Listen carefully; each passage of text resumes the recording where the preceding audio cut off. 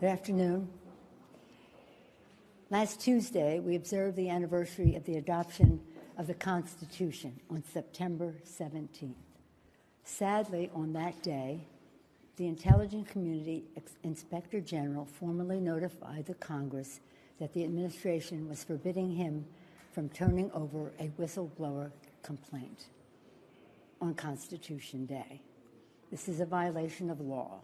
Shortly thereafter, press reports began to break of a phone call by the President of the United States calling upon a foreign power to intervene in his election. This is a breach of his constitutional responsibilities. The facts are these. The Intelligence Community Inspector General, who was appointed by President Trump, determined that the complaint is both of urgent concern and credible. And its disclosure, he went on to say, relates to one of the most significant and important of the Director of National Intelligence's responsibility to the American people. On Thursday, the Inspector General testified before the House Intelligence Committee stating that the acting Director of National Intelligence blocked him from disclosing the whistleblower complaint.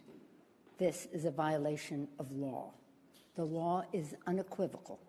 The DNI staff, it says the DNI, Director of National Intelligence, shall provide Congress the full whistleblower complaint. For more than 25 years, I've served on the Intelligence Committee as a member, as the ranking member, as part of the Gang of Four, even before I was in the leadership. I was there when we created the Office of the Director of National Intelligence. That did not exist before 2004.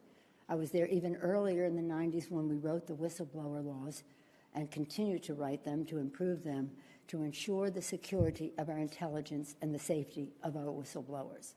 I know what their purpose was, and we proceeded with balance and caution as we wrote the laws.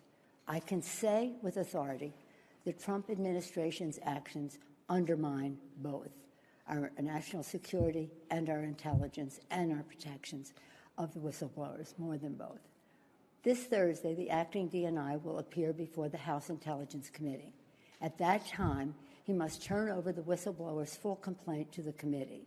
He will have to choose whether to break the law or honor his responsibility to the Constitution. On the final day of the Constitutional Convention in 1787, when our Constitution was adopted, Americans gathered on the steps of Independence Hall to wait the news of the government our founders had crafted. They asked Benjamin Franklin, "What do we have, a republic or a monarchy?" Franklin replied, "A republic if you can keep it." Our responsibility is to keep it. Our republic endures because of the wisdom of our Constitution, enshrined in three co-equal branches of government, serving as checks and balances on each other.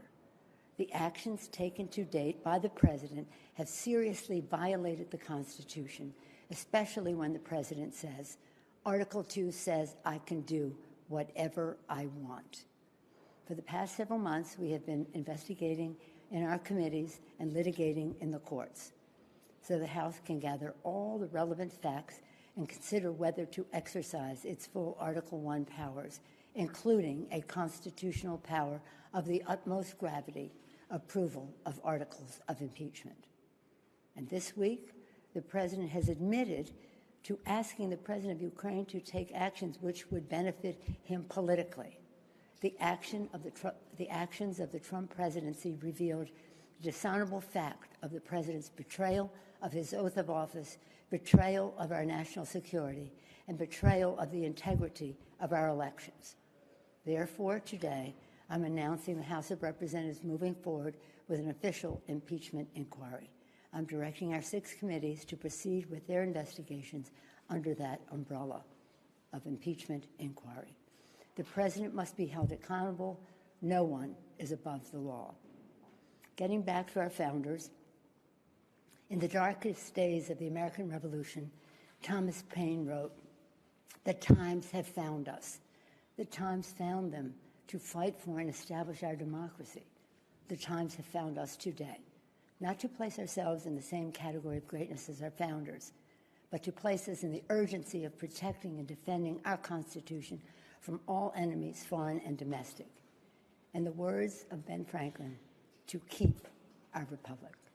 I thank our chairman, Chairman Nadler, Chairman Nadler of Judiciary, Chairman Schiff of Intelligence, Chairman Engel of Foreign Affairs, Chairman Cummings of Oversight, and Chairman Cummings I've been in touch with constantly. He's a master of so much, but including inspectors general and whistleblowers. Congresswoman Richie Neal of the Ways and Means Committee, Congresswoman Maxine Waters of the Foreign Financial Services Committee.